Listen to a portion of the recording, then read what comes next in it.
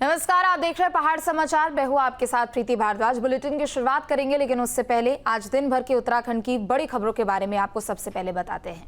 तो उत्तराखंड की आज तमाम बड़ी खबरें। सबसे पहली बड़ी खबर जो कि उत्तराखंड में अंकिता भंडारी हत्याकांड में 3 साल बाद न्याय मिला है। कोटद्वार की अदालत ने इस मामले में तीनों आरोपियों पुलकित आर्य और सौरभ और अंकित गुप्ता को उम्र कैद की सजा सुनाई है। अब दूसरी खबर के आगे में बात करेंगे। राजाजी टाइगर रिजर्व में बाघों की संख्या बढ़ाने के लिए कॉर्बेट टाइगर रिजर्व से 5 और बाघों को वहां स्थानांतरित किया जाएगा। इसके बाद बढ़ेंगे तीसरी खबर की ओर। हाईकोर्ट के आदेश के बाद केदारनाथ पैदल मार्ग पर सूर्योदय से पहले और सूर्यास्त के बाद घोड़े खच्चरों का संचालन नहीं होगा, क्योंकि राज्य में चारधाम यात्रा भी चल रही है और इसी को लेकर यह बड़ा फैसला।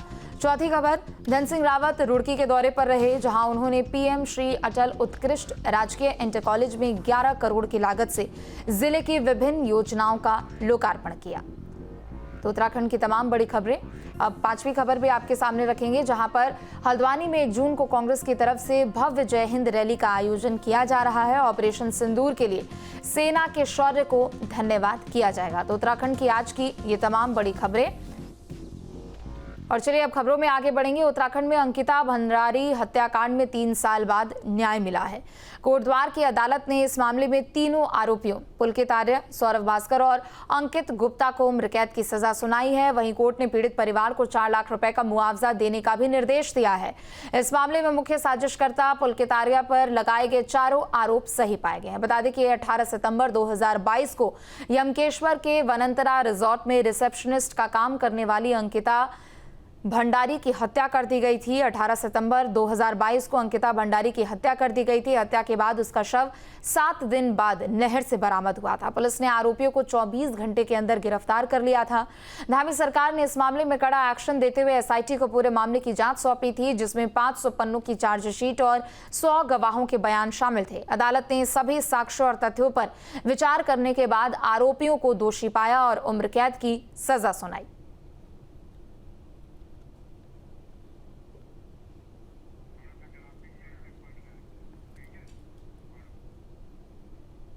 तो अंकिता भंडारी केस में अब तक क्या क्या हुआ है, ये आपको बता रहे। गैंगस्टर अधिनियम के तहत भी मामला दर्ज किया गया। अंकिता के परिवार को 25 लाख की मदद की गई। अंकिता के भाई और पिता को सरकारी नौकरी मिली है। परिजनों के कहने पर 3 सरकारी वकील मिले। सख्त पैरवी की वजह से जमानत नहीं मिली आरोपियों को। हत्या के मामले में 500 पन्नों की चार्जशीट दायर हुई।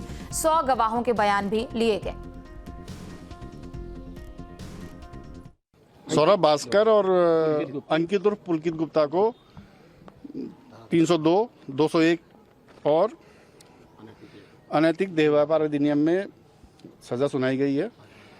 और इसमें 302 में आजीवन कारावास, 50,000 रुपये जुर्माना न देने के उसमें 1 वर्ष का अतिरिक्त साधारण कारावास। और सौरभ भास्कर को 201 में 5 वर्ष का कारावास, 10,000 रुपये जुर्माना न देने के उसमें 2 माह का अतिरिक्त कारावास।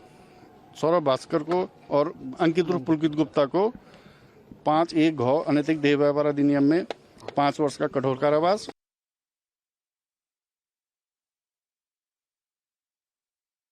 पर जिला सत्य न्यायाधीश ने जो सजा सुनाई है वो कठोर आजीवन कारावास की सुनाई था। उसका मतलब ही यही होता है। तीनों को ना सर? तीनों को सौरभ भास्कर और पुलकित आर्य और अंकित को तीनों को ही उनको 12 सजा सुनाई है और तीनों ही सजा साथ साथ चलेंगी। और मुझे लगता है कि ये एक न्याय की जीत है। उत्तराखंड के बहुचर्चित अंकिता भंडारी हत्याकांड में आज कोटद्वार न्यायालय ने अपना फैसला सुना दिया है।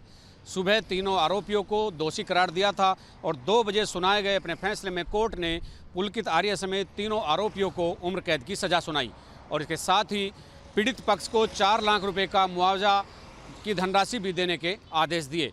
कोर्ट ने इस मामले को बेहद संवेदनशील माना और कोर्ट ने ये भी कहा कि ये जो अदालत का आदेश है, ये समाज के लिए एक आईना होगा और अपराधियों को इस तरह के कृत्य करने से बचना होगा।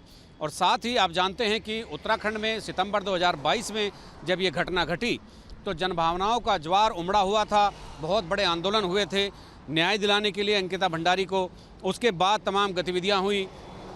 मुख्यमंत्री पुष्कर सिंह धामी ने उस समय पीड़ित परिवार को 25 लाख रुपए की धनराशि दी थी और इसके साथ ही घर से एक सदस्य को सरकारी नौकरी भी दी थी और मुख्यमंत्री ने लगातार इसकी पैरवी भी कराई, प्रोसिक्यूशन को निर्देशित भी किया और हाईकोर्ट को चिट्ठी लिखी कि फास्ट ट्रैक कोर्ट में इस मामले को चला जाए ताकि जल्द न्याय मिल सके।